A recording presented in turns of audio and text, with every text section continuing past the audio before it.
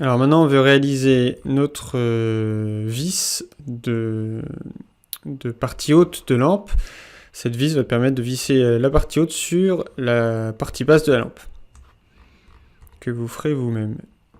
Alors pour cela, nous on veut un diamètre 27 de vis, donc on va dans Sketch, on sélectionne la surface inférieure de la pièce, on fait donc un cylindre de diamètre 27, toujours en rentrant directement, Entrée. Ensuite on sort du sketch, et là on peut faire Extrude, on sélectionne l'extérieur, donc là on voit bien, là si je recule, enlèvement ou ajout de matière, nous c'est enlèvement de matière, on va faire -6. On a donc enlevé notre matière sur cette épaisseur-là. Très bien. Ensuite, une fois que ça c'est fait, on va donc faire notre filet. Donc là, vous avez un outil très intéressant dans Create, en haut à gauche.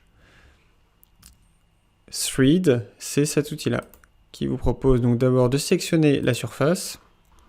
Il vous montre une représentation, mais attention, c'est une représentation visuelle. D'accord ?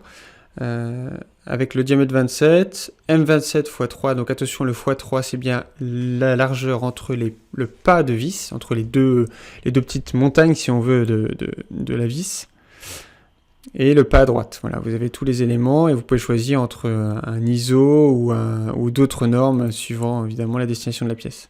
Alors si je valide là, attention, regardez, vous voyez bien, j'ai ce qu'on appelle une représentation. Donc en fait, c'est une image qui est collée juste pour indiquer à la personne qu'il y a un filetage. Sauf que nous, on est dans l'impression 3D.